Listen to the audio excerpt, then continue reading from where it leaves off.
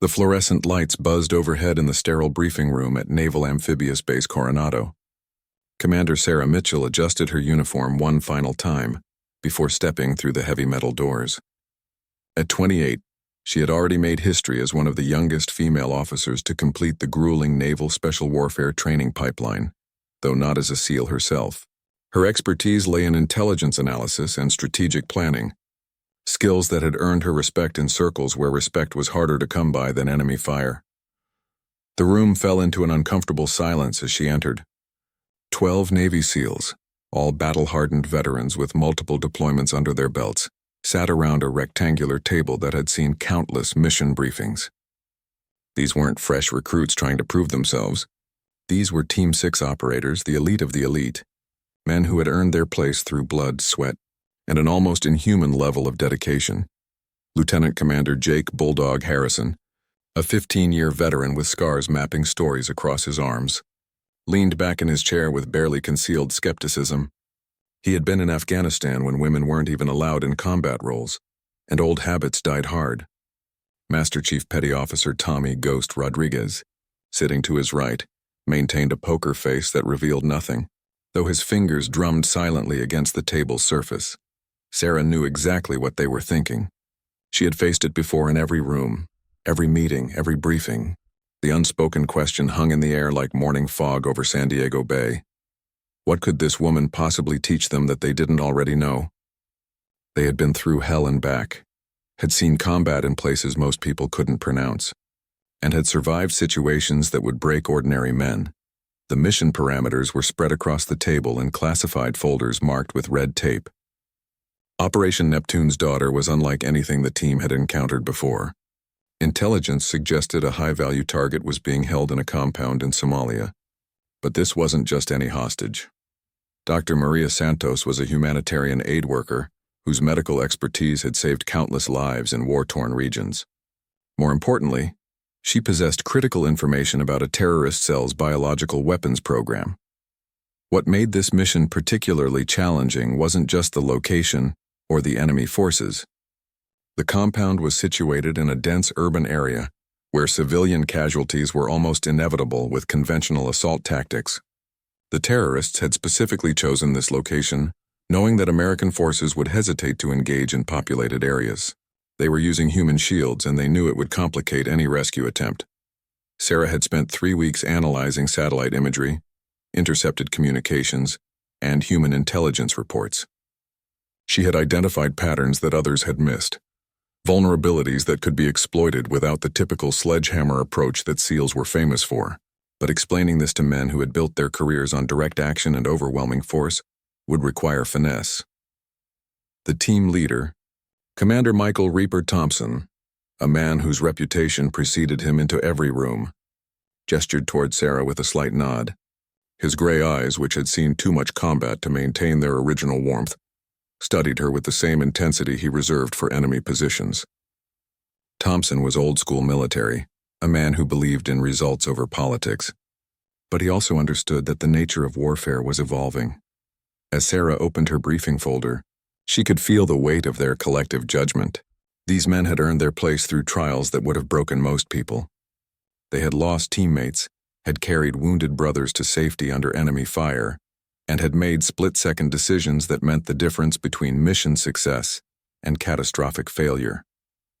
They weren't being disrespectful intentionally, but they needed to be convinced that her presence added value rather than complication.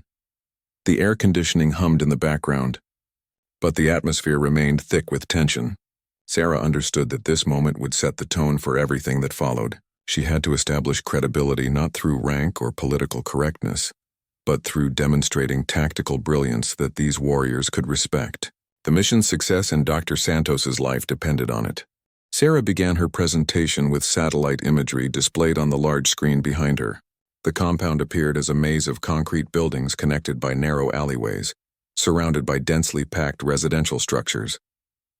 Red circles marked known enemy positions, while blue indicators showed civilian population centers. The complexity was immediately apparent to everyone in the room. The target building is here. Sarah pointed to a 3-story structure in the compound center. Dr. Santos is being held on the 2nd floor northeast corner room. based on thermal imaging and intercepted communications. Her voice was steady, professional, carrying the confidence of someone who had done her homework thoroughly. Lieutenant Commander Harrison shifted in his seat, his skepticism becoming more apparent. "Ma'am, with respect, we've been doing hostage rescue for 20 years. We know how to breach and clear." His tone wasn't openly hostile, but it carried the weight of experience and barely concealed impatience. Several heads around the table nodded in agreement. Master Chief Rodriguez leaned forward slightly. Standard operating procedure would be fast rope insertion, explosive breach on multiple entry points, overwhelming firepower to neutralize threats quickly. "We've done it hundreds of times." His voice carried the authority of someone who had personally led such operations. Sarah didn't bristle at their challenges. She had expected them. Instead, she clicked to the next slide, showing civilian casualty projections. Your standard approach would result in an estimated 40 to 60 civilian deaths within the first 3 minutes of engagement. The compound is deliberately surrounded by schools, medical clinics, and residential buildings filled with families. "Civilians get hurt in war," Harrison stated bluntly. "That's the reality of our job. We minimize casualties where possible, but our primary objective is mission success and bringing our people home." The room grew tenser. Sarah could see some of the operators shifting uncomfortably, not because they disagreed with Harrison, but because they recognized the moral complexity he was highlighting. These men had seen enough combat to understand that sometimes impossible choices had to be made. Petty Officer First Class David Hammer Williams, a demolitions expert with hands that looked like they could crush concrete, spoke up. "Ma'am, no disrespect, but you're talking about tactical decisions that affect our lives. We trust our training and our experience because it keeps us alive and gets the job done." Commander Thompson remained silent, his gray eyes moving between Sarah and his men. He was evaluating not just the tactical discussion, but the team dynamics. Leadership in special operations required balancing multiple factors: mission success, force protection, civilian considerations, and team cohesion. Sarah clicked to another slide showing detailed floor plans obtained through human intelligence sources. "I understand your concerns completely. Your experience and expertise are exactly why this mission was assigned to your team. But consider this. The terrorists chose this location specifically because they know how American forces typically operate." She traced enemy positions on the screen with a laser pointer. "They're counting on a direct assault. They have RPGs positioned at every likely insertion point. Machine gun nests covering all standard approach routes. They want you to come in heavy and fast because they're prepared for that exact scenario." Petty Officer Second Class Marcus Viper Johnson, the team's sniper, studied the imagery intently. His trained eye began picking up details that supported Sarah's analysis. "Those positions," he said slowly, "they're not just defensive. They're designed to channel attackers into kill zones." Harrison wasn't backing down. "So we adapt." "We always adapt. But we don't change fundamental tactics based on theoretical analysis from someone who hasn't been in combat." The words hung in the air like a challenge thrown down. The silence that followed was deafening. Sarah could feel the weight of judgment from every man in the room. This was the moment she had been preparing for since entering the briefing room. She knew that responding defensively or emotionally would lose them completely. Instead, she needed to demonstrate tactical understanding that went beyond theoretical knowledge. Master Chief Rodriguez crossed his arms, his expression unreadable. "Ma'am, we appreciate the intelligence work, we really do. But when bullets start flying, analysis doesn't keep people alive. Experience does. Training does. Trusting the man next to you does." Sarah understood their perspective completely. These men had earned their skepticism through surviving situations where split-second decisions meant life or death. They had lost teammates to bad intelligence, poor planning, and operations that looked good on paper but fell apart under enemy fire. Their resistance wasn't personal. It was professional survival instinct honed through years of combat experience. Sarah took a deep breath and clicked to her next slide, which showed a detailed timeline of the proposed operation. "What I'm suggesting isn't abandoning your tactics. It's using them more precisely." She began outlining a multi-phase approach that incorporated elements the SEALs hadn't considered. But before she could explain the specifics, Harrison cut her off mid-sentence. "Look, Commander, we all know why you're here." His voice carried an edge of frustration that had been building throughout the briefing. The Pentagon wants to check their diversity boxes, show that women are being included in special operations planning. Several operators shifted uncomfortably in their seats. Petty Officer Williams looked down at his hands while Rodriguez maintained his poker face, but his jaw tightened slightly. They all knew Harrison was voicing what some were thinking, but saying it out loud crossed a line. "We've been doing this job since before political correctness became military doctrine," Harrison continued, his voice gaining momentum. "Every mission we've run, every hostage we've rescued, every terrorist we've eliminated has been accomplished using tactics proven in blood. We don't need academic theories from someone whose biggest challenge has been navigating Pentagon politics." The room fell deadly silent. Commander Thompson's gray eyes hardened as he watched his team's dynamics shift. This wasn't just about tactics anymore. It was about respect, leadership, and the chain of command. Sarah felt the familiar burn of anger rising in her chest. But she had learned long ago that losing control in moments like this would prove their point. Master Chief Rodriguez cleared his throat, attempting to redirect the conversation back to professional territory. "What the lieutenant commander means is that we have standard operating procedures that have worked successfully in similar situations. Perhaps we could review those procedures and see how they might be modified to account for the civilian population concerns you've identified." But Harrison wasn't finished. "No, Chief, that's not what I mean. What I mean is that this mission is too important to risk on experimental approaches from someone who's never had to carry a wounded teammate under enemy fire. Dr. Santos doesn't have time for us to test out new theories." Petty Officer Johnson, the sniper, spoke quietly without looking up from his notes. "Bulldog, maybe we should hear her out completely." Before making decisions, his voice carried weight because snipers were known for their patience and analytical thinking. Harrison turned toward Johnson with visible irritation. "Viper, you've been with this team for 6 years.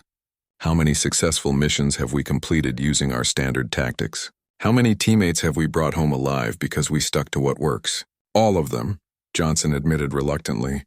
"But that doesn't mean—" "It means everything," Harrison interrupted again. "It means that when your life is on the line, when the mission depends on split-second decisions, you trust proven methods and proven people. You don't experiment with lives at stake." Sarah stood perfectly still during this exchange, her expression remaining professional despite the personal nature of the attacks. She had faced similar challenges throughout her career, and she understood that backing down now would not only undermine her credibility, but potentially compromise the mission's success. Petty Officer First Class Tony Atlas Morgan, a massive man whose specialty was breaching operations, finally spoke up. "Commander Mitchell, no disrespect intended, but Bulldog raises valid points. We've seen what happens when operations get overcomplicated. Simple, direct action saves lives." The weight of the room's skepticism was almost physical. Sarah could see in their faces the accumulated experience of hundreds of combat operations, the bond forged through shared danger, and the protective instinct that made them wary of outsiders regardless of rank or credentials. They weren't just questioning her tactical knowledge. They were protecting their brotherhood and their proven methods. Commander Thompson remained silent, but his presence dominated the room. Everyone knew he was evaluating not just the tactical discussion, but the team's cohesion and leadership dynamics. His decision about how to handle this moment would set the precedent for future operations and team interactions. Sarah realized that this interruption, this challenge to her authority and expertise, was actually the moment she had been preparing for her entire career. Every obstacle she had overcome, every doubt she had faced, every time she had been underestimated had led to this briefing room where lives hung in the balance and old assumptions needed to be challenged. Commander Thompson finally broke his silence with a simple, commanding statement that cut through the tension. "Let her finish." His voice wasn't loud, but it carried the authority of someone who had earned absolute respect through years of leading men in the most dangerous situations imaginable. The room immediately fell quiet. Sarah didn't pause to acknowledge the intervention or show gratitude. Instead, she clicked to her next slide with the same professional composure she had maintained throughout the confrontation. What appeared on the screen made every operator in the room lean forward with sudden interest. "The compound has a weakness that your standard breach and clear tactics can't exploit," she began, her voice steady and confident. "But your unique skill sets can." The slide showed underground tunnel systems that connected several buildings in the area, intel that hadn't appeared in any previous briefings. She clicked again, revealing detailed schematics. These tunnels were originally built during colonial occupation and have been expanded over decades by smugglers and resistance fighters. Intelligence sources indicate they're still actively used but aren't being monitored by the terrorist cell holding Dr. Santos. Master Chief Rodriguez studied the tunnel layouts with growing interest. Ma'am, where did this intelligence come from? These tunnels don't appear in any of our standard briefing materials. Human intelligence assets developed over 18 months of cultivation, Sarah replied. Sources that trust me specifically because I spent 2 years in Somalia, working with humanitarian organizations before joining naval intelligence. They won't work with traditional military assets, but they've provided detailed intelligence about these tunnel systems. Petty Officer Johnson, the sniper, was already calculating angles and sight lines. If these tunnels provide access to adjacent buildings, we could establish overwatch positions that the enemy hasn't prepared for. His tactical mind was beginning to see possibilities that traditional approaches couldn't achieve. Sarah clicked to the next slide, showing a complex but elegant operational plan. Phase 1. 2-man teams infiltrate through tunnel systems to establish overwatch positions in buildings the terrorists aren't monitoring. Phase 2. Psychological operations team creates diversions at expected assault points to draw enemy attention away from the actual infiltration routes. Lieutenant Commander Harrison, despite his earlier skepticism, found himself studying the plan with professional interest. What about extraction? These tunnels could become death traps if the enemy discovers them during the operation. Phase 3 addresses that concern, Sarah continued, clicking to detailed extraction routes. Multiple egress options through tunnel systems, with predetermined rally points and emergency extraction zones. But here's the key element that makes this work: the timeline. The screen now showed a minute-by-minute breakdown of the operation that demonstrated surgical precision. Current intelligence indicates Dr. Santos is moved between rooms every 4 hours for security purposes. But there's a 12-minute window during shift changes when only 2 guards remain in the building, positioned at ground-level entry points. Petty Officer Williams, the demolitions expert, was beginning to understand the elegance of the approach. You're not suggesting we avoid contact entirely. You're suggesting we choose when and where contact occurs on our terms rather than theirs. Exactly, Sarah confirmed. Your training, your experience, your tactical expertise remain central to mission success. But instead of playing by their rules and attacking where they expect, we use your capabilities in ways they haven't prepared for. Commander Thompson had been silent during this exchange, but Sarah could see his tactical mind working through the implications. Commander Mitchell, what's your assessment of risk factors for this approach compared to standard assault tactics? Sarah clicked to a comparative risk analysis that showed dramatically reduced casualty projections. Civilian casualties dropped from estimated 40 to 60 down to 0 to 3. Friendly force risk decreases by approximately 60% due to avoiding prepared enemy positions. Mission success probability increases from 75% to 92% based on computer modeling and historical data from similar operations. The room's atmosphere had shifted completely. These weren't academic theories anymore. This was tactical innovation that built upon their existing capabilities, rather than replacing them. Master Chief Rodriguez was already thinking through team assignments and equipment requirements.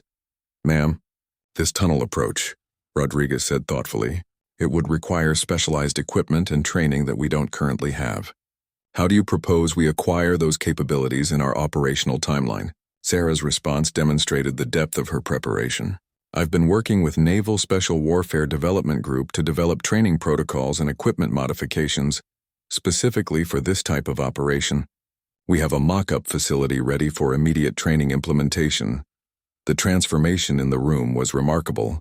These experienced operators were beginning to see Sarah not as an outsider, imposing theoretical ideas, but as someone who understood their capabilities and had found ways to enhance them for mission success.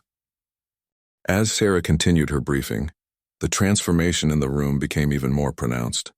The hostile skepticism that had dominated the atmosphere was replaced by focused professional attention. Each slide revealed layers of planning and tactical innovation that demonstrated not just theoretical knowledge, but deep understanding of special operations capabilities and limitations. The psychological operations component requires particular attention, Sarah continued. clicking to a slide showing communication intercepts and behavioral analysis. The terrorist cell leader, Ahmad Hassan, has a documented pattern of micromanaging tactical decisions during crisis situations. We can exploit this tendency. She clicked again, showing intercepted communications patterns. Hassan personally coordinates defensive positions every 37 minutes on average during high-stress situations. If we initiate diversionary actions at 3 separate locations simultaneously, psychological profiling indicates he'll leave the compound to personally direct defensive responses. Lieutenant Commander Harrison, who had been the most vocal skeptic earlier, found himself completely absorbed in the tactical details. "Commander, how confident are you in this psychological assessment?" "Our entire operational timeline depends on Hassan behaving predictably. 87% confidence based on behavioral analysis of 14 similar situations over the past 3 years. Sarah replied without hesitation. Hassan's need to personally control tactical situations is documented in CIA psychological profiles and confirmed through multiple human intelligence sources. Master Chief Rodriguez was already thinking through implementation details. "Ma'am, the coordination required for this operation exceeds normal team capabilities. We'd need additional personnel for diversionary actions and overwatch positions." Sarah clicked to an organizational chart that showed she had anticipated this requirement. "I've coordinated with SEAL Team 4 to provide supporting elements for diversionary operations.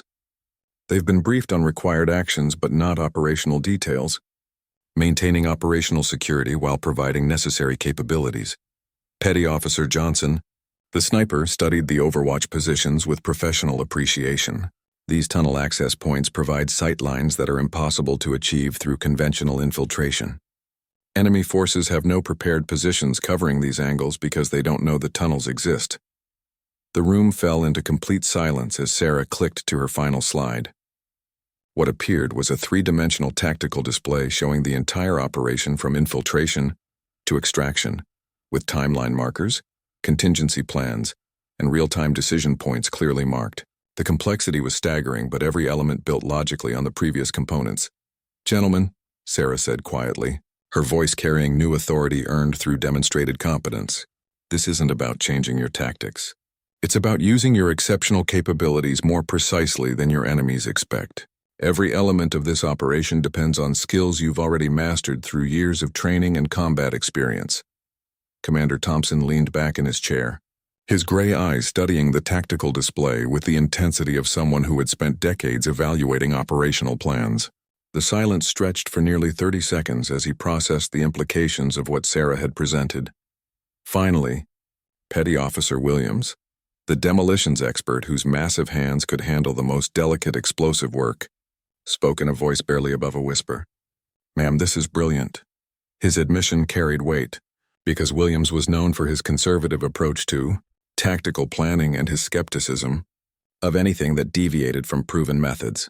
"Master," Chief Rodriguez nodded slowly, his poker face finally showing grudging respect.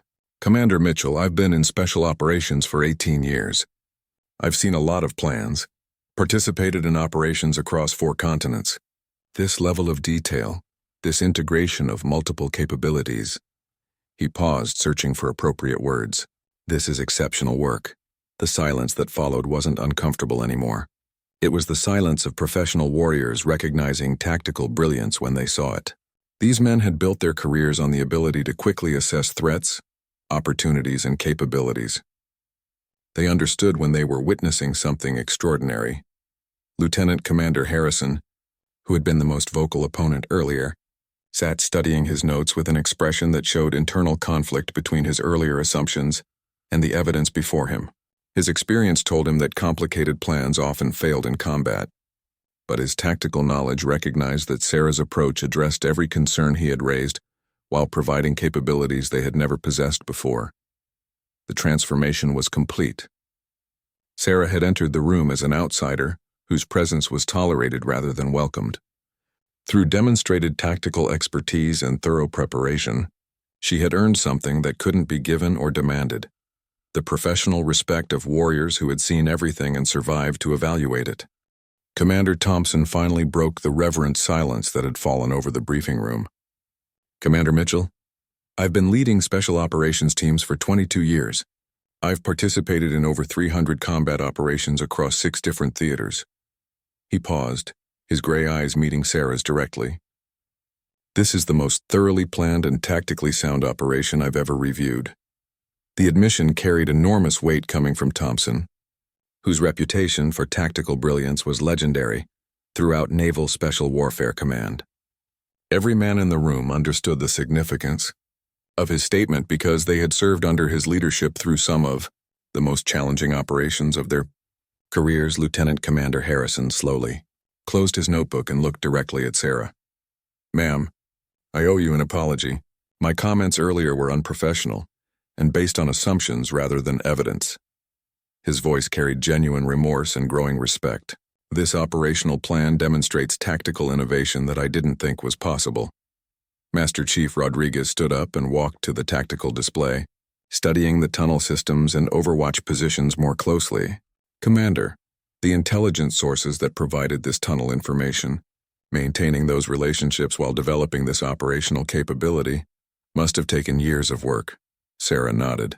3 years of cultivation and relationship building with local sources. Most of that work happened during my previous assignment with humanitarian organizations in the region. Building trust with people who had every reason to distrust American military personnel required patience and genuine commitment to their community welfare. Petty Officer Johnson was already thinking through equipment requirements and training schedules. "Ma'am, the specialized equipment needed for tunnel operations. How quickly can we get our hands on it and become proficient?" "The equipment is already staged at our training facility," Sarah replied. "I took the liberty of ordering necessary gear 3 weeks ago when this mission was first proposed. Training protocols have been tested and refined with SEAL Team 4 volunteers who weren't informed about operational details." The level of preparation was staggering.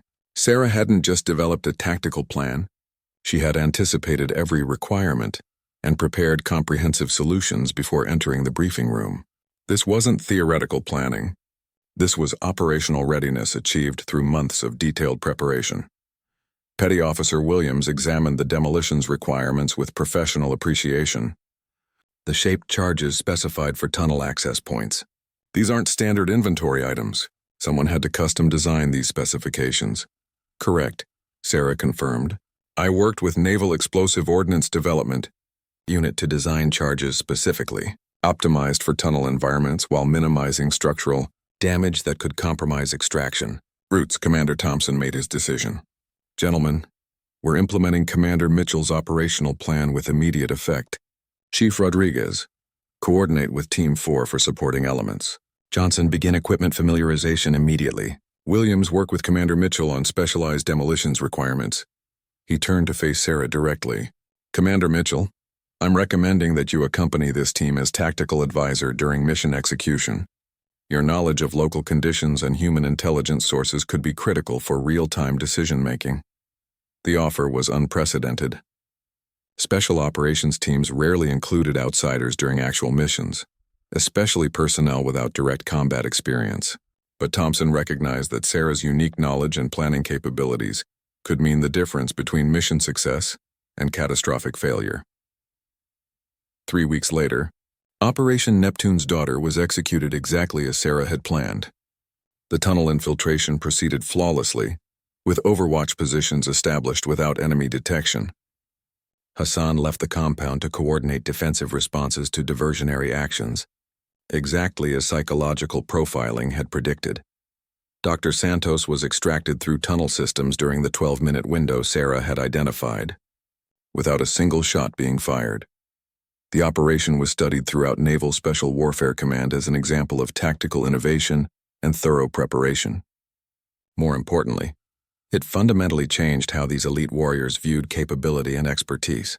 They learned that brilliance could come from unexpected sources and that their own exceptional abilities could be enhanced through genuine collaboration with people who brought different perspectives and knowledge.